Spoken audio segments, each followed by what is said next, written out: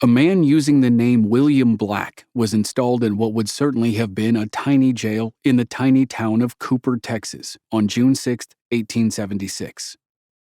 Cooper was and still is the county seat of Delta County, northeast of Dallas, on the road from Dallas to Paris, Texas. In 1876, the county was only 6 years old, and it would have been much like it is today, either farmland or wilderness. Cooper's population was probably no more than 300 people, so its jail was probably pretty small. William Black sat in jail for 6 days. With nothing to do during the long days and nights of his incarceration, William could only brood about his situation. The more he brooded, the more he knew who to blame: Reverend William Lay. Without wanting to or intending to, William Black had landed in a classic plot of countless plays and novels, and movies and TV shows when those came around many years in the future. It was like something from Shakespeare or Western novels, which would start to become popular in the 1940s with the classic setup, a stranger came to town. The stranger, calling himself William Black, which wasn't his name, who said he was from Missouri, which was also a lie, had been riding past a farm in Delta County when he spotted a girl. He was instantly smitten, and he decided to stay a while. When William Black stopped to meet the girl, he unknowingly created a small-town love triangle, which created a small-town feud between two families, which led to murder.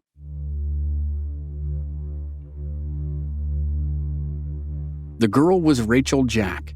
Her father, Thomas, owned a farm outside of the village of Ben Franklin in Delta County. When William rode by in mid-February 1876, he claimed his horse was lame, and he stayed at the farm for a few days. He got to know Rachel, and he decided to stay in the community to pursue a relationship. Her father, Thomas, recommended a nearby farm for work. William signed on as a sharecropper with William Lay, a farmer and local preacher who lived 1 mile down the road from Rachel and Thomas. And that was how the trouble started. William Black quickly discovered that a young man named Mark Foster was already courting Rachel. Mark Foster was related to Reverend Lay, who was essentially William's boss. Rachel's father was not wild about Mark Foster, but Reverend Lay wanted Mark to be with Rachel. So the battle lines were drawn. Thomas Jack and William Black were on one side, Reverend Lay and Mark Foster were on the other, and Rachel was caught in the middle. The man calling himself William Black claimed later that he started to receive threatening notes, which he believed were from Reverend Lay. Over the course of 3 months, tension between the two sides built to a head. At the beginning of June 1876, William Black forced a confrontation with Mark Foster. William horsewhipped and pistol-whipped Foster. Reverend Lay filed charges against William Black. On June 6th, both William Black and Thomas Jack were taken to the Delta County Jail in the town of Cooper. 6 long days passed as William Black sat in jail and thought about his situation. 3 months ago, he had been simply riding through Delta County when he spotted a girl. He took up honest work for the first time in a long time, and he seriously considered settling down. And now here he was, sitting in jail. The charge against him wasn't that big of a deal. It was actually false imprisonment for some reason, rather than something like assault. But the real problem was, the longer he sat in jail, the greater the risk that his true identity would be revealed. The man using the name William Black was only in Delta County, in the northeast corner of Texas, because he had killed a man down in Uvalde County in southwest Texas. In fact, he was wanted for robbery and murder all over the state.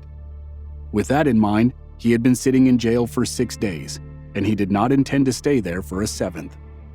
Details of how he did it remain a mystery, but in the dark, early morning hours of June 12th, William Black burned a hole in the door of his cell and escaped the Delta County Jail. He walked or rode about 8 miles to the farm of Reverend Lay. William found a shotgun on the Reverend's farm and sat down to wait until dawn. It had been 6 days since he had been thrown in jail, and by the 7th day, Reverend Lay would rest.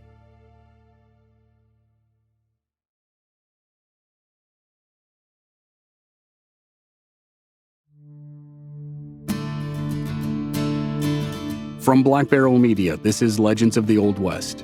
I'm your host, Chris Wimmer, and this season we're telling the stories of 6 outlaws. They're horse thieves, bank robbers, train robbers, and gunfighters. This is episode 6, Bill Longley, the Gunman.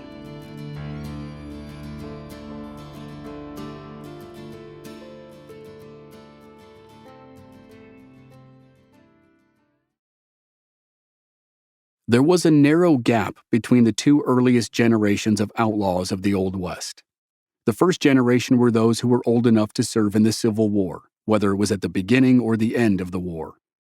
That generation featured Frank James and Cole Younger, and then Frank's younger brother Jesse, who was old enough to ride with Quantrill's Raiders in the final year of fighting. The next generation was too young to serve, but old enough to understand what was happening. They were 9 or 10 years old when the war started, and 14 or 15 when it ended. That was the generation of would-be outlaws like Sam Bass, John Wesley Hardin, and Bill Longley. Jesse James was only 4 years older than Sam Bass and Bill Longley, but those 4 years made a lot of difference. When the war ended in 1865, Bill Longley was 13 years old, and he was 14 by the end of the year. He was born in Austin County, Texas, but he grew up in Washington County, between Houston and Austin. Washington County was the cradle of the Texas Revolution, and Bill's father, Campbell Longley, fought in the Revolution. Afterward, Campbell Longley and his wife Sarah settled on a farm in Austin County before moving to Washington County 2 years after their 6th child, Bill, was born. On the family farm in Washington County after the Civil War, Bill Longley became what would be called today a disaffected youth.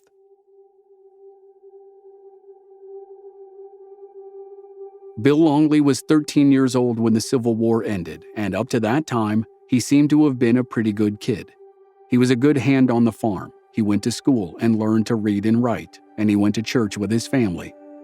But over the next 2 years, Bill and many things around him changed. The era after the Civil War was known as Reconstruction, when the United States tried to put itself back together after 4 years of widespread destruction and carnage. And unfortunately, President Andrew Johnson, who took over after Abraham Lincoln was assassinated, was wholly unfit to handle a challenge of that magnitude. Reconstruction was a mess, to put it mildly.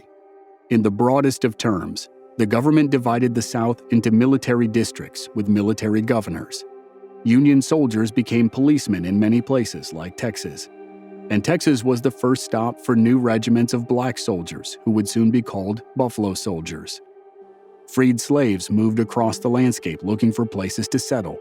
Confederate soldiers returned home and told bitter stories to young people like Bill Longley.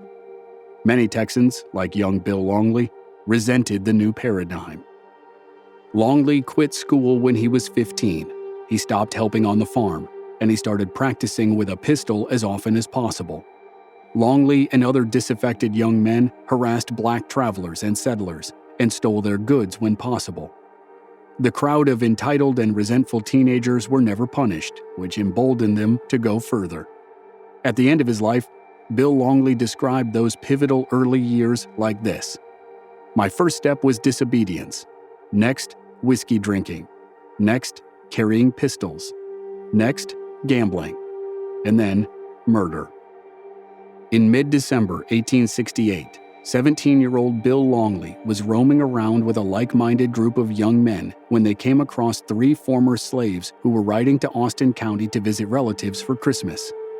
The Texan teenagers liked the horse of one of the 3 former slaves, Green Evans, and Longley proposed a swap. Green Evans naturally said no, and the young men decided to take the animal by force. Green Evans spurred his horse and galloped away. Bill Longley and the other young men opened fire with their pistols and killed Green Evans. The 2 men who were with Evans raced away while the young men approached the dead man on the ground. Longley and the others searched Green Evans' pockets and took everything worth taking. Bill Longley had quickly graduated from low-level crimes to murder. He wasn't afraid of local lawmen who seemed to show no interest in the killing, but he was afraid of the army.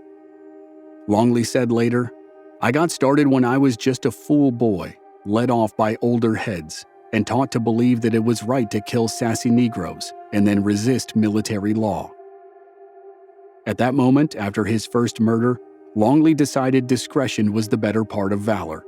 Rather than openly resist the soldiers who would probably come to arrest him, he fled Austin County and began 8 years of roving and robbing and killing.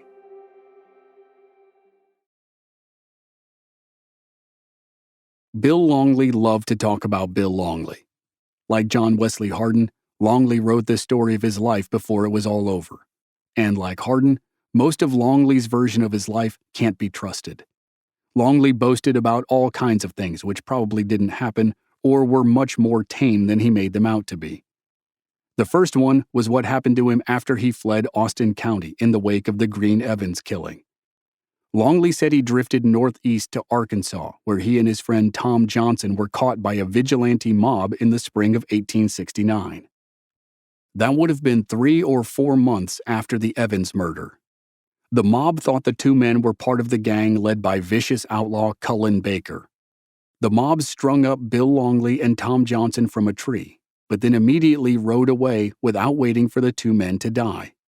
Longley claimed that Johnson's brother hurried along, shot the ropes, and freed the two victims just before they strangled. Then, Longley said he became Cullen Baker's top lieutenant. It's possible that some parts of the story are true, but the last part definitely isn't. Bill Longley could not have been Cullen Baker's lieutenant in the spring of 1869 because Cullen Baker was killed in Texas in January 1869. Baker was long dead and buried by the time Longley claimed to be his lieutenant. More than likely, Bill Longley stayed in the corridor between Houston and Austin, at least for a little while longer. Longley and his brother-in-law apparently killed a black man named Paul Bryce in Bastrop County and stole Bryce's horses. After that, the Army placed $1,000 bounties on their heads, and Bill Longley fled the state. Longley headed up to Wyoming Territory and then over to Dakota Territory, where he eventually made the curious choice to join Company B of the 2nd Cavalry Regiment. After 2 weeks of Army life, he deserted, but he was caught and sentenced to 2 years of hard labor.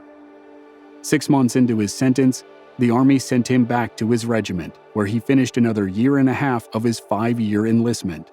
Then he deserted again. He left sometime in June 1872 and vanished from the historical record for 9 months. Longley resurfaced in his home state of Texas in February 1873, where it's been said he killed a black man in Brown County. In July, he was caught by Mason County Sheriff J.J. Finley after he allegedly fell in with a gang of horse thieves. Sheriff Finley took Longley to Austin to claim the $1,000 bounty on his head. The sheriff was disappointed to learn that the state of Texas would not pay a bounty which was offered by the military. Sheriff Finley released his prisoner, possibly after he received payment from one of Longley's relatives. With his freedom, Longley continued to wander for the next 18 months. At Christmas time in 1874, he went home to visit his parents. By that time, home was a farm in Bell County between Austin and Waco. After the festivities, Bill, who was 23, took his 15-year-old brother Jim on a road trip back to the old homestead, which was now in the new Lee County instead of Washington County. The brothers visited their uncle and heard an awful story. Uncle Caleb Longley said his son had been killed by a young man named Wilson Anderson, who was an old friend of Bill's. Uncle Caleb urged Bill and Jim to avenge the crime, though the word crime might be a harsh description. The story was that Caleb Jr. and Wilson Anderson were out riding and drinking. In Caleb Jr.'s probably drunken state, he smacked his head against a low-hanging tree branch. Somehow the injury proved fatal. Uncle Caleb was convinced that Wilson Anderson had smashed Caleb Jr.'s head with the tree branch for some unknown reason. The truth was impossible to know, but Bill Longley balked at killing his old friend either way. Then Uncle Caleb added that Wilson Anderson was a horse thief who deserved to die. Bill reluctantly agreed to do the deed, and he and Jim headed for Wilson Anderson's farm. On March 31, 1875, Bill and Jim rode up to the farm, where they found Wilson plowing his field. Bill shot his old friend twice with a shotgun, and then Bill and Jim hightailed it north to Indian Territory to hide from the law.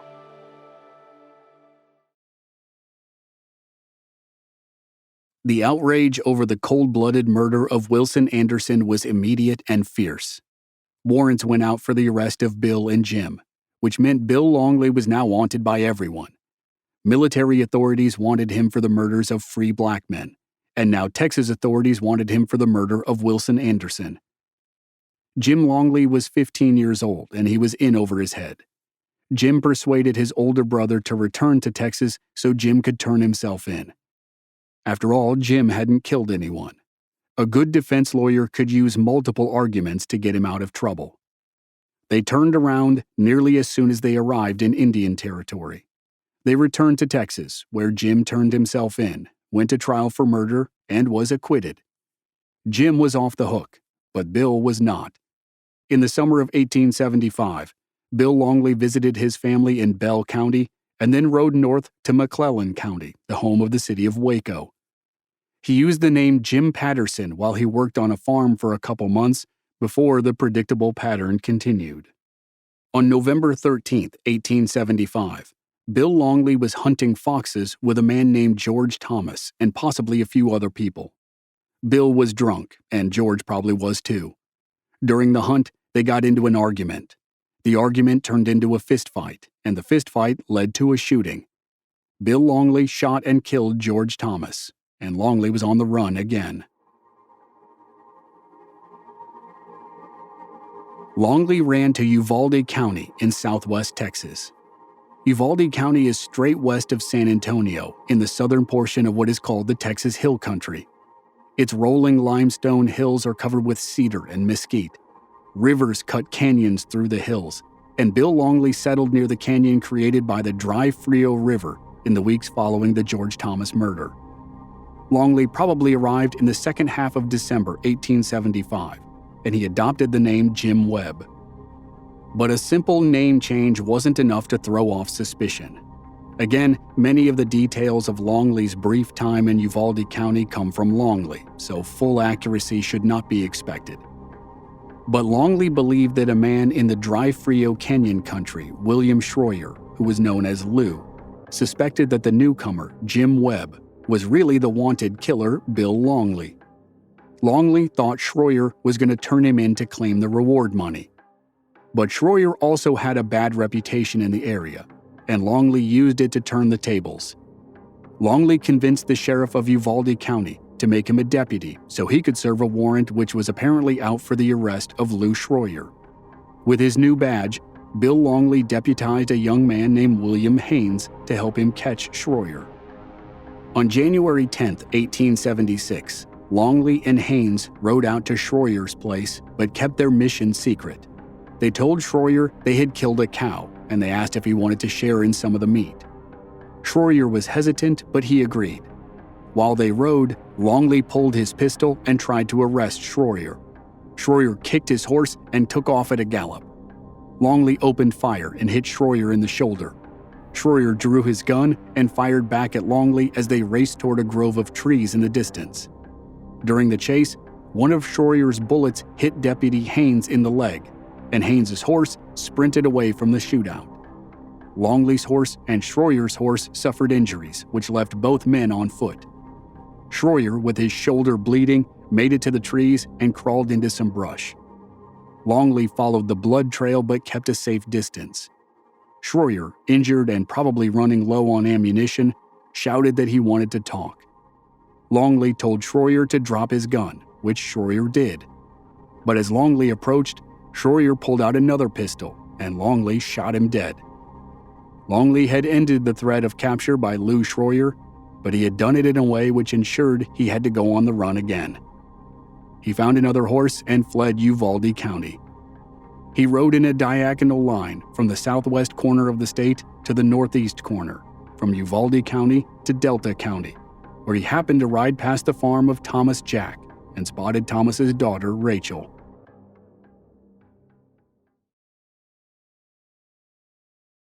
After about a month on the road, Bill Longley trotted into Delta County northeast of Dallas and about 30 miles from the Red River.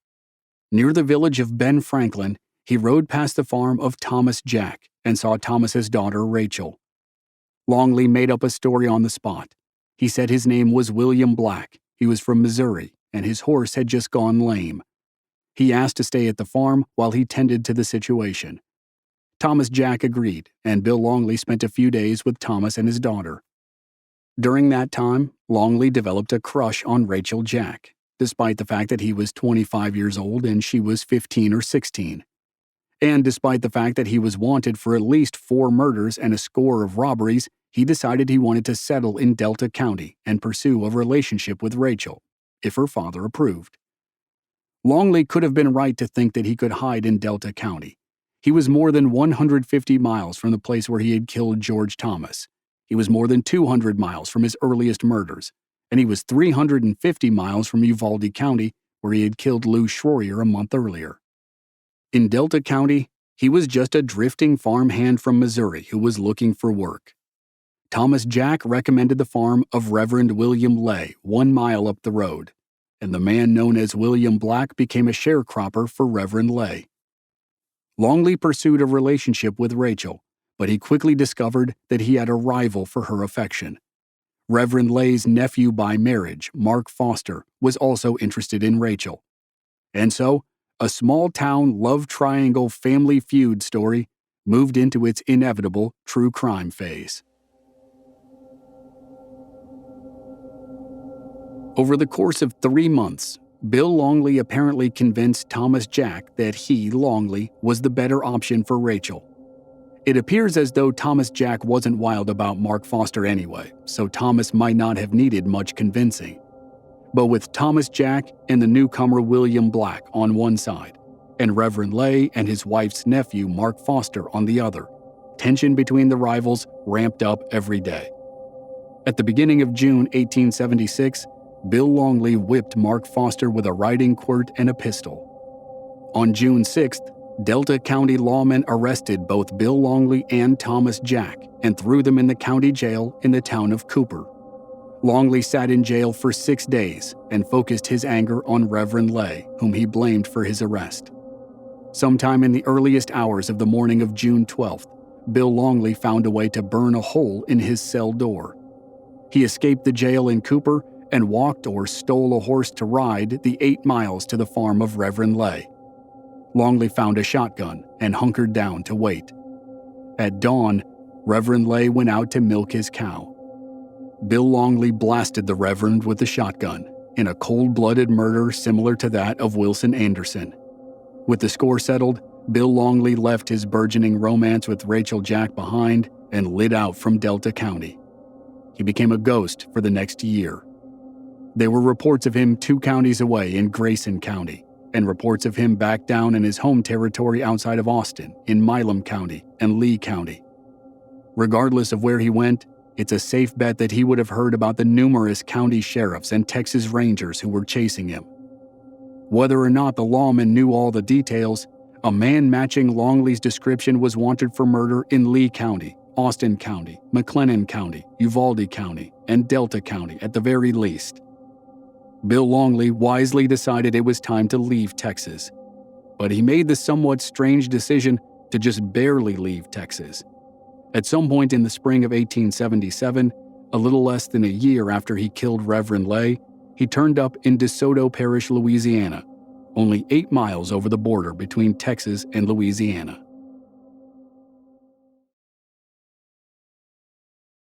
DeSoto Parish is south of Shreveport, Louisiana, and straight east of the Texas town of Carthage. Incidentally, it's also straight east of the unincorporated community of Deadwood, Texas. When Bill Longley showed up in DeSoto Parish, he called himself William Jackson. Longley found work on the farm of W.T. Gamble, and he established a good reputation as a capable and hard-working farmhand. During that time, he also developed a friendship with the local constable, June Courtney. Longley, under the alias Bill Jackson, assisted Constable Courtney in making arrests. But then one day in late April or early May of 1877, Courtney noticed a circular, which would be more commonly known as a wanted poster, which described a fugitive who matched the appearance of his friend Bill Jackson. Constable Courtney contacted the sheriff in Nacogdoches, Texas, right over the border from DeSoto Parish, and asked about the wanted man. The sheriff forwarded the request for more information to Lee County, the location of Bill Longley's first murders. The response from Lee County was, "Longley is, today, the worst man in Texas. You will have to take the advantage of him. He will fight and is a good shot." With Longley's identity confirmed, Nacogdoches County Sheriff Milton Mast and his deputy Bill Burrows rode across the border and teamed up with Constable June Courtney to arrest the so-called worst man in Texas. As it turned out, it was pretty easy. The three lawmen went out to the farm where Longley worked. The Texans stayed in the farmhouse while Courtney called Longley in from the field. Courtney said he needed help making an arrest. Longley followed Courtney into the house, unarmed, where he was confronted by Sheriff Mast and Deputy Burrows. Suddenly, everyone had guns in their hands except the outlaw.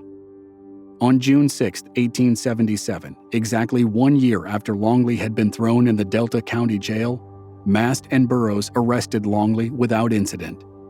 They took him to Giddings, Texas, in Lee County, where he would stand trial for the murder of Wilson Anderson. While Longley sat in jail, fellow Texas killer John Wesley Hardin was arrested in Florida and extradited to Texas. And that was when Bill Longley started to write long letters to the Giddings Tribune newspaper. Longley felt he was in competition with Hardin for the title of the most notorious outlaw in Texas, and he boasted of all kinds of nefarious exploits, including the claim that he killed 32 men. On September 4th, after 2 months in jail, Bill Longley went to trial in Giddings for first-degree murder. It lasted 1 day, and the jury returned a guilty verdict after just 1 hour of deliberation. Then the long wait began while Longley appealed the verdict. 6 months later, in March 1878, the appeals court upheld the verdict. 6 months after that, a judge sentenced Bill Longley to death by hanging. At about 2:30 in the afternoon on October 11, 1878, Longley stood on the gallows with a hood over his head and a noose around his neck.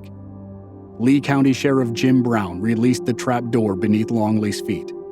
The door snapped open, Bill Longley dropped through it, and that was when everyone learned the rope was too long. It took 11 minutes for Longley to strangle to death.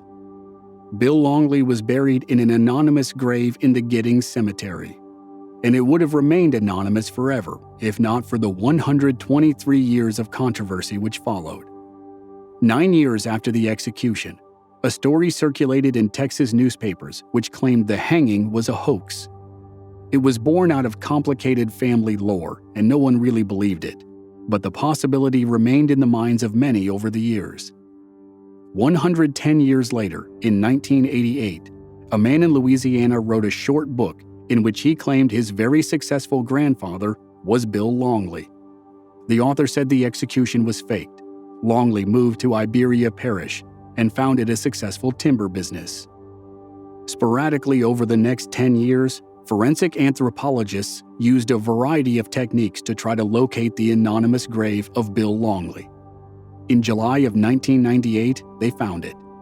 They exhumed a set of skeletal remains and sent them to the Smithsonian Institute in Washington. Technicians performed DNA analysis and other tests, and they concluded in 2001 that the bones were, in fact, those of Bill Longley. The old outlaw was sent back to Texas and reburied in the Giddings City Cemetery, where he remains to this day.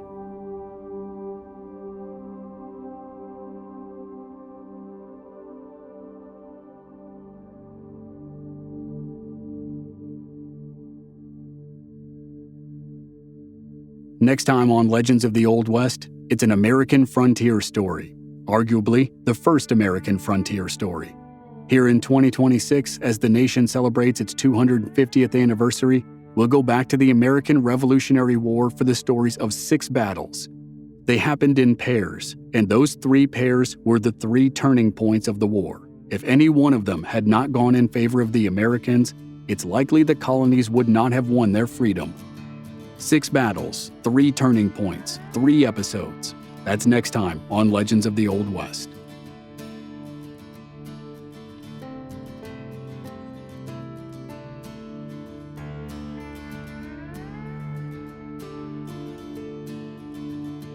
To binge all the episodes of a new season and to listen to every episode of the podcast with no commercials, subscribe in Apple Podcasts or sign up through the link in the show notes or on our website, blackbarrelmedia.com. This series was researched by Mandy Wimmer and written by me, Chris Wimmer. Original music by Rob Valier. Thanks for listening.